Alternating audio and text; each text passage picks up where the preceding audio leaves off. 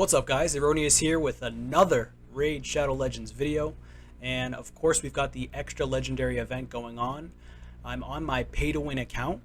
However, I will just caution you with this first. I highly do not recommend pulling your shards on an extra legendary event unless you absolutely know you're very close to pity, especially if you're a free-to-play player.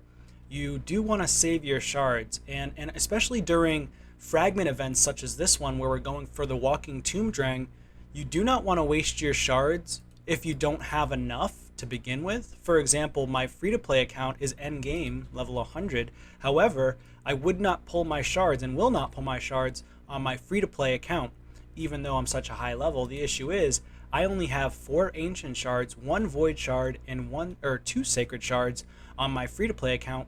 But if I pull my ancients, it's going to give me less of a chance of being able to get additional fragments to win this new champion.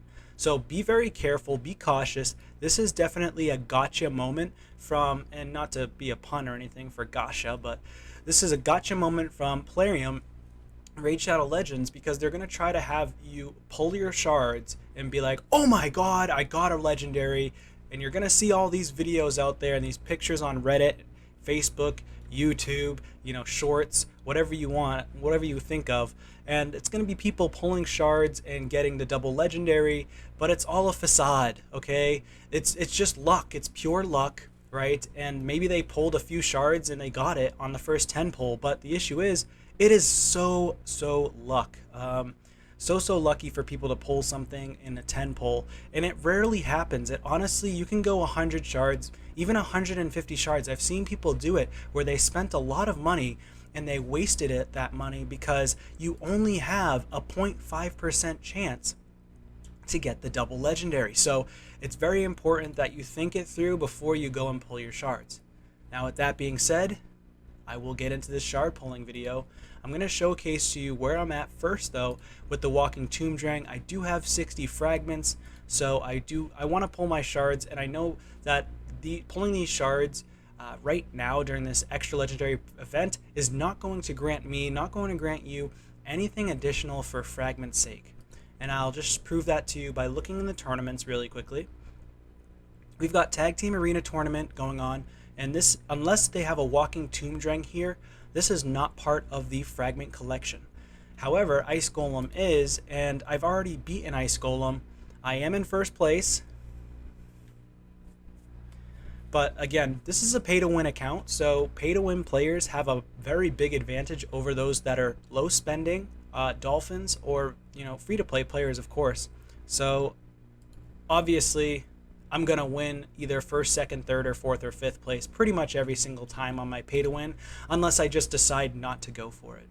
I'm going to check the events as well. Artifact Enhancement is going on right now. I definitely wouldn't mind getting to the 6,500 to pick up that Epic Tome, which I'm definitely going to do. I'm getting there. Maybe I won't make it. I guess it depends on if I spend gems or not. But it might be worthwhile for me to get that Epic Tome without having to spend money at all. So without further ado, guys, here we go.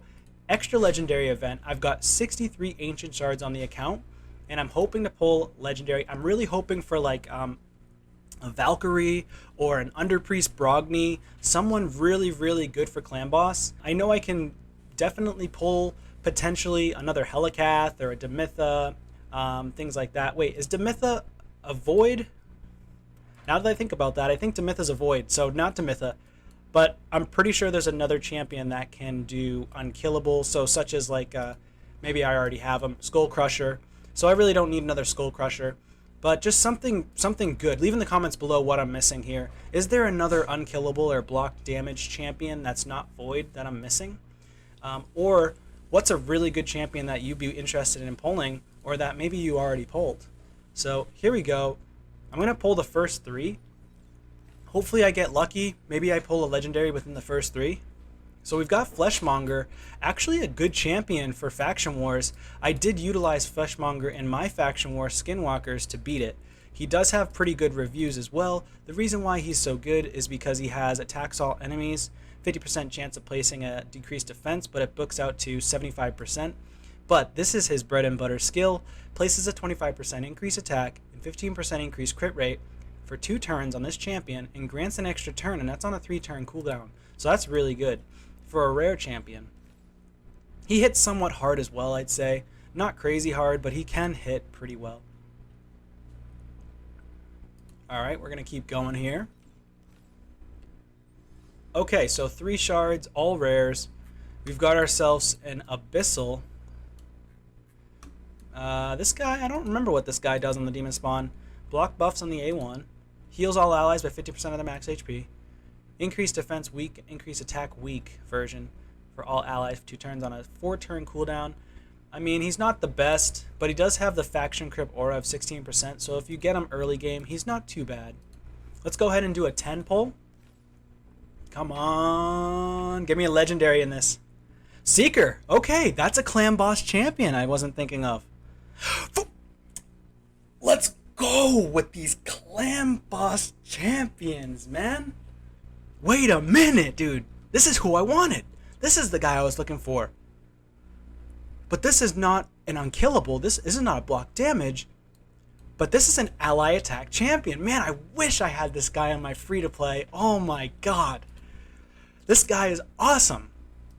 Places a 30% increased crit rate and a 30% increased crit damage buff on all allies except this champion for 3 turns. Then all allies except this champion will attack 1 target enemy on a 4-turn cooldown. Oh man, this guy's dirty on an unkillable team. He adds to it. He's gonna add to my team because I have Helicath. And deflects 20% of all incoming damage this champion receives onto all allies. The damage will be spread equally across all allies. So he does deflect the damage across everybody else, but that's okay because we're gonna have some healing involved with champions depending on which champions you're utilizing. So that's huge for me. And then Seeker is massive too. I don't have Seeker, I don't think. I might have him, but I'm not sure. A Provoke on the A1.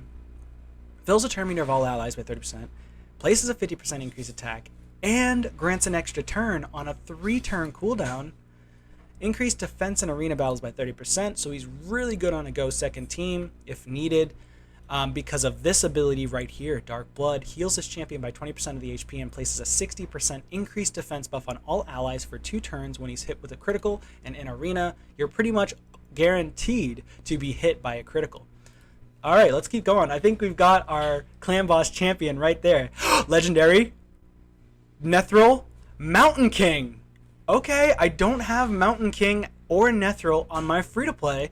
It's not the champions I was hoping for. But hey, I popped it in 23 shards. Okay, so that's freaking massive. I'm actually going to stop there because that's huge. 23 shards and I popped a legendary.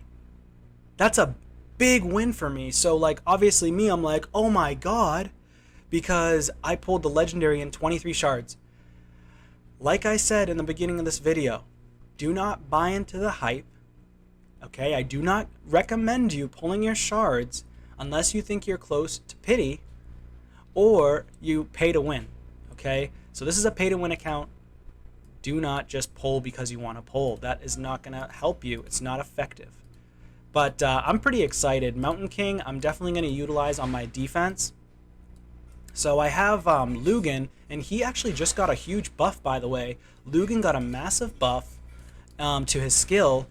So he's got the Bodyguard on a 3-turn rather than a 4-turn cooldown, which is huge.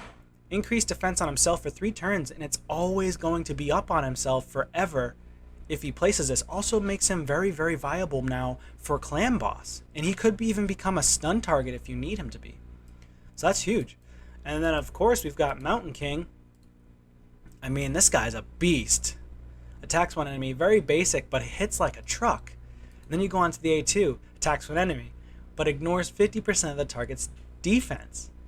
Hits like a truck, right? Everybody in the game, almost everybody in the game, will get killed by this. But the issue is the RNG factor from what is it called? Drawing a blank here. It's the artifact that you put here.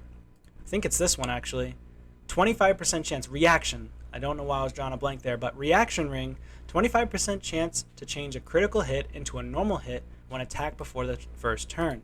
So that's why Mountain King is kind of very out of the meta these days, especially in high-end arena like Platinum.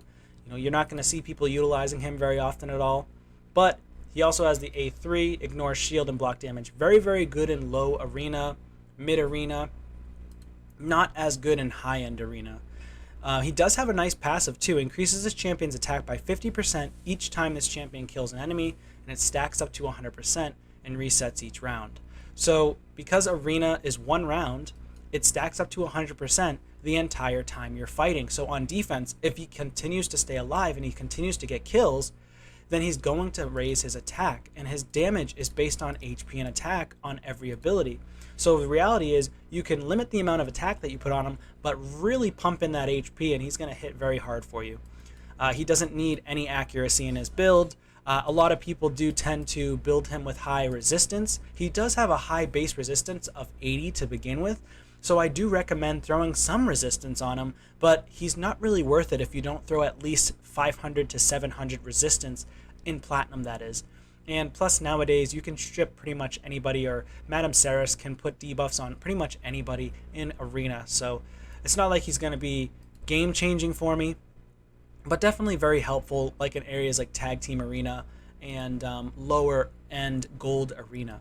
So Nethril now attacks 3 times, 30% chance of placing a poison, and then attacks all enemies, chance of placing a stun, places 30% decreased speed debuff to targets for 2 turns that are not under a stun.